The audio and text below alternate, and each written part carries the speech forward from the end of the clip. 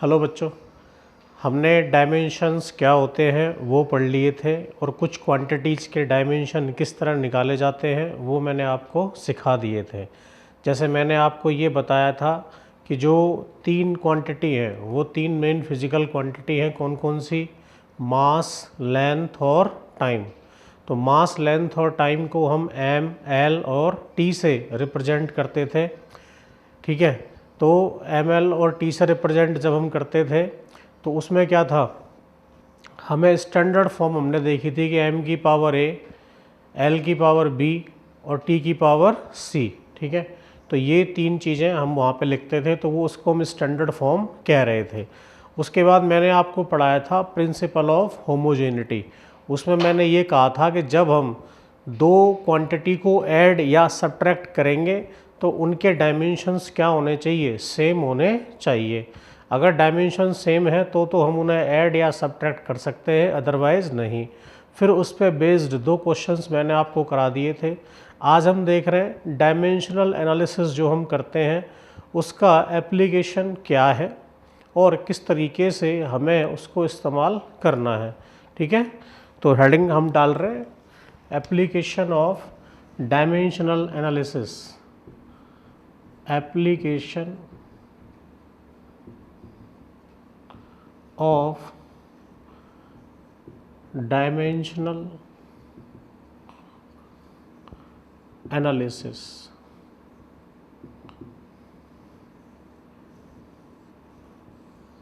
क्या होगा application of dimensional analysis और क्या क्या इसमें करते हैं? देखो, जो भी डायमेंशंस हमने पढ़ी हैं उनके बेस पे हम मेनली तीन एप्लीकेशन इसके हम देखते हैं। पहला एप्लीकेशन होता है to convert a quantity from one unit system to another. Unit system अगर आपको याद हो, हमने तीन पढ़े हुए हैं। कौन कौन से? एक हमने पढ़ा था MKS, एक CGS और एक FPS। ठीक है, और एक SI। ये चार सिस्टम हमने मेनली पढ़े हैं। दूसरा हम देखेंगे application to check the correctness of an equation. कोई इक्वेशन करेक्ट है या नहीं ये चेक करेंगे। तीसरा to derive a relation between quantities. ठीक है, तो ये तीन एप्लीकेशन हमें पढ़ने हैं। पहला एप्लीकेशन है to convert a quantity from one unit system to another. इसको हम डिस्कस कर रहे हैं। First, to convert a quantity from one unit system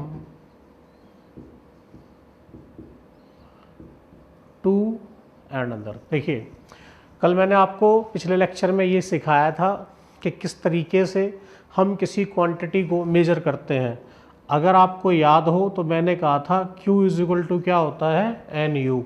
N था न्यूमेरिकल वैल्यू और U थी उसकी यूनिट। अगर क्वांटिटी कांस्टेंट रहेगी तो मैंने आपको एक चीज़ और सिखाई थी, क्या? N1 U1 is equal to N2 U2। तो इस फॉर्मूले का हम इस्तेमाल करेंगे इसको शो करने के लिए। कैसे करेंगे वो देख लो। मान लो if we want to convert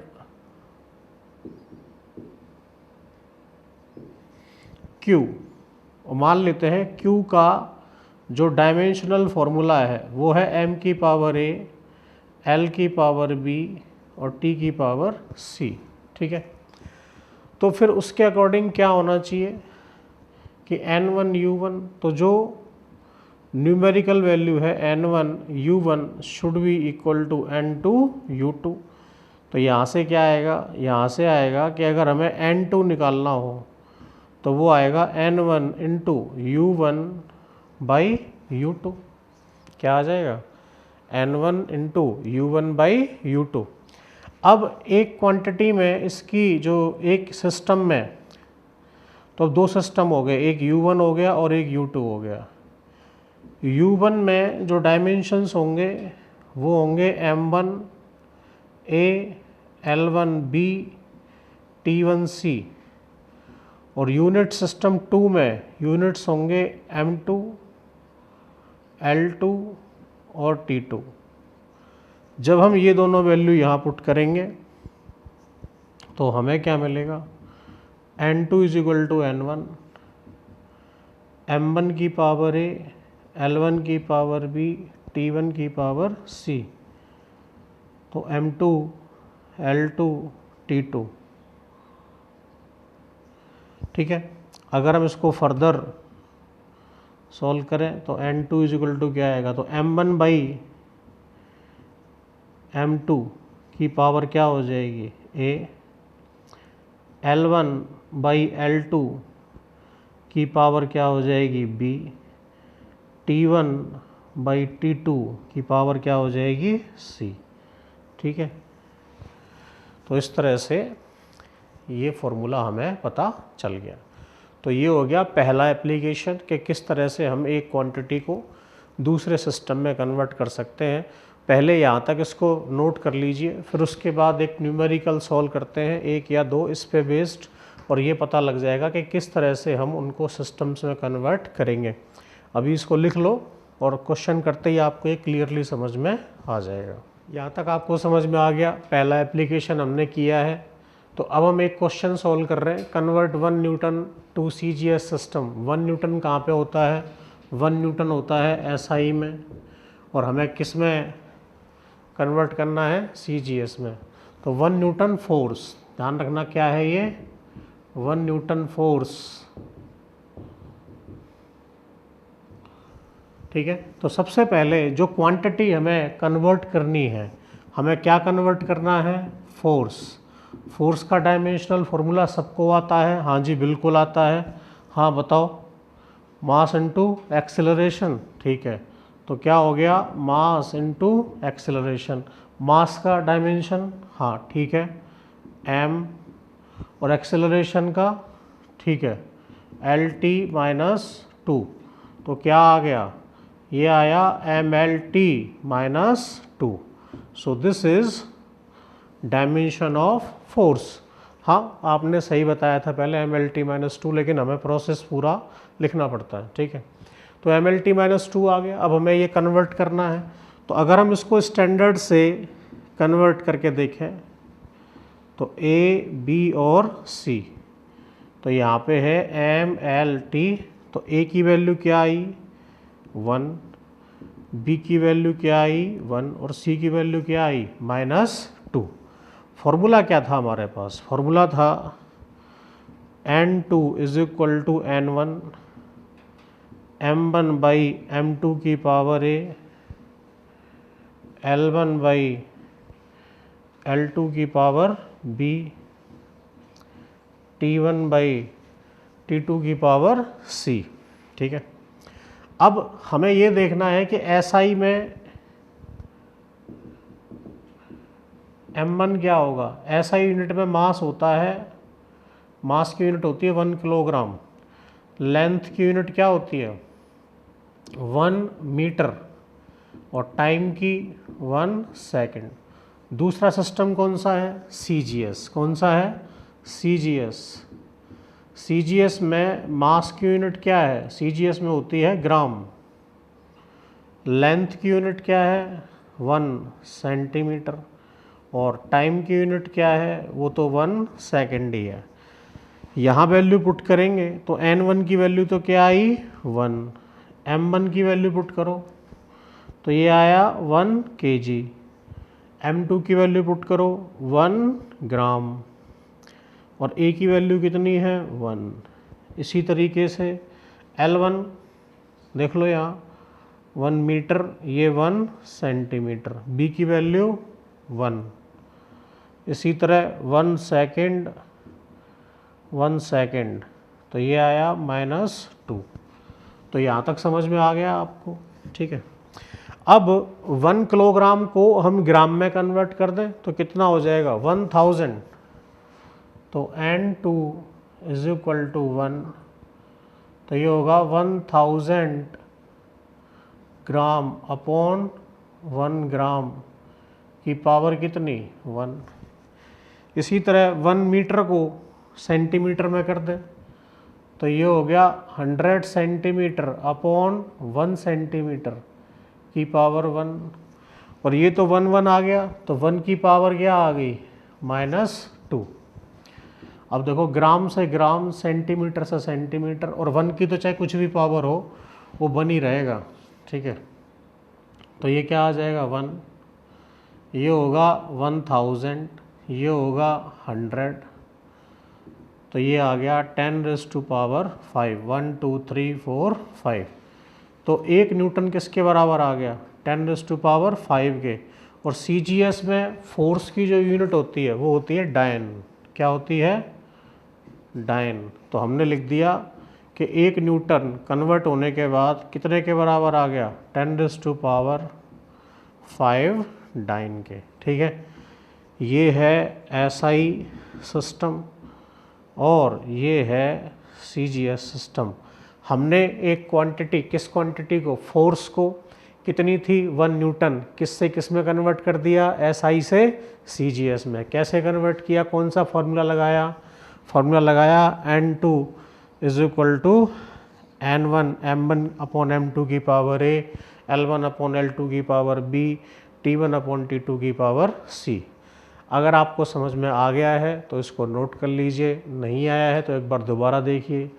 अगर फिर भी कोई प्रॉब्लम है तो कोई प्रॉब्लम नहीं है, हम दूसरा क्वेश्चन एक और सॉल्व कर रहे हैं, ठीक है। इसको नोट करो।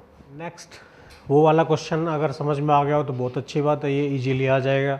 और जिनको उसको समझने में थोड़ी प्रॉब्लम रह गई हो वो इस पर थोड़ा और ध्यान दे लेंगे। Convert 1 joule of energy in CGS system. तो again 1 joule of energy, 1 joule किस में होता है, SI में। फिर से हमें कौन सी क्वांटिटी कन्वर्ट करनी है, हमें करनी है एनर्जी। एनर्जी किसके बराबर होती है, वर्क के। तो वर्क का डायमेंशनल फॉर्मूला सबको आता है, तो वो होता है फोर्स इनटू डिस्टेंस। और फोर्स क्या होता है, MLT -2 इंटू L। तो इसका डायमेंशनल फॉर्मूला क्या आ जाएगा, ML² T-2।